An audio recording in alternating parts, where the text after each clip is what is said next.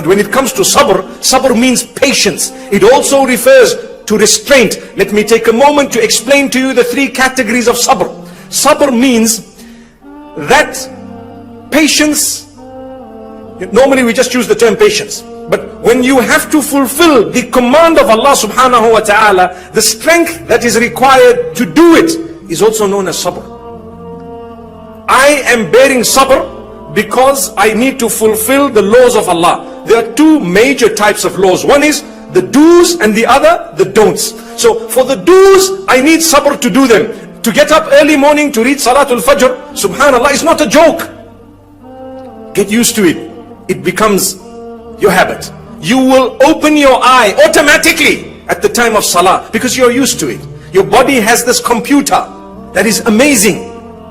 That's a gift of Allah. But if you're a person who sleeps any time, any day, you're not worried about it, it's going to be really tough. You put 1 clock, 2 clocks, 3 clocks, and each one of them you press snooze, snooze, snooze, and still when you snooze, you lose. So you've lost your Salatul Fajr. That's what happened. May Allah subhanahu wa ta'ala forgive us. But you need the strength to fulfill this instruction of Allah subhanahu wa ta'ala. That is known as sabru ala ta'ah. To bear patience regarding the obedience of Allah. And then you need a different type of restraint, which is also included in the meaning of sabr. Restraint to abstain from the prohibitions of Allah, the don'ts. I see something, I want to do it, but it's in the displeasure of Allah. So I say, no, I will stay away from it. To stay away from it, you need power, you need restraint, you need sabr. And the third type of sabr is patience that is required to accept the decree of Allah subhanahu wa ta'ala. When Allah subhanahu wa ta'ala has destined something for you, we know it is predestined. When that happens, we have to surrender to the decree of Allah. Allah took the life away of someone close to you. It has to happen. He told you He will do that in the Quran. He said it, I'm going to do this. That's what He said. So Allah will do it.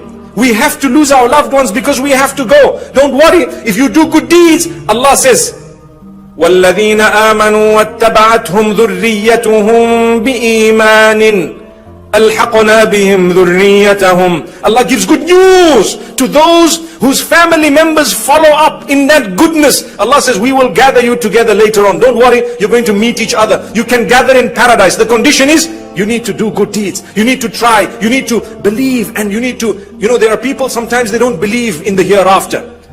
I remember once I was sitting on an aircraft, and I was sitting next to someone, and I meet a lot of interesting people, mashallah, tabarakallah. And this brother tells me, you know what, you guys are crazy. I said, what do you mean? You don't even know me, you're calling me crazy. He says, you believe that we're going to hell. I said, sorry, what religion do you belong to? He says, I'm an atheist.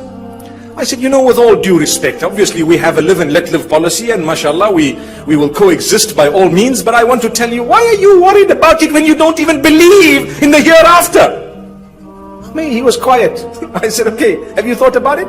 If you are worried about what I've said about the hereafter when you don't even believe in it, it means deep down, perhaps there is something in you that is telling you, hey, what if this guy is telling the truth? Subhanallah. May Allah subhanahu wa ta'ala help us and guide us. May Allah open our doors. Like I say, wallahi, my brothers and sisters, we have a live and let live policy.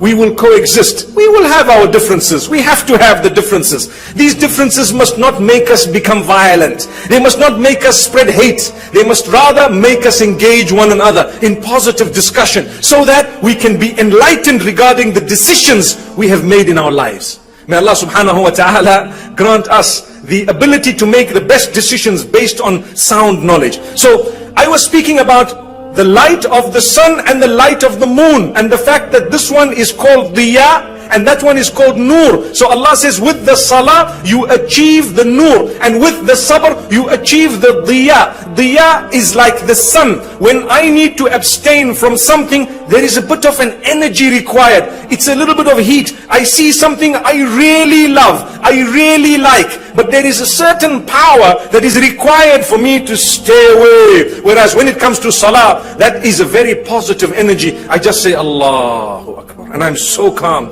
I'm so relaxed, subhanallah. Imagine going onto the ground and putting your forehead or forehead, however you want to pronounce it, putting it onto the ground and saying, oh my maker, you are the highest, you are the greatest. Oh, you who made me, I declare your praise and I declare that you are the highest. Subhana Rabbi al-A'la. That's what the Muslims say. When they go down into prostration, it is a position filled with humility between you and your Maker, direct.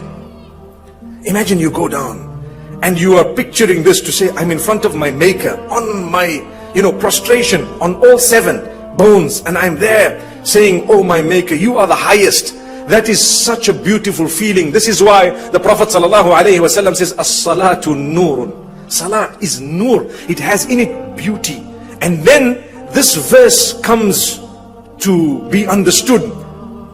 Ya ayyuhalladhina amanu ista'inu bis-sabri was-salah. Inna Allaha ma'as sabirin. Verse number 153 of Surah Al-Baqarah. Allah says, O you who believe, seek assistance, seek help. Help regarding what? Your issues, your problems, whatever you have. The assistance you will get will be through 2 things, 2 major things.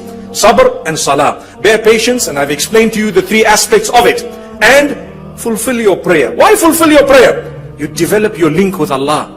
You develop your link with your Maker. I tell you, the more patient you are regarding abstaining from prohibitions, the more sweetness you derive from this beautiful salah.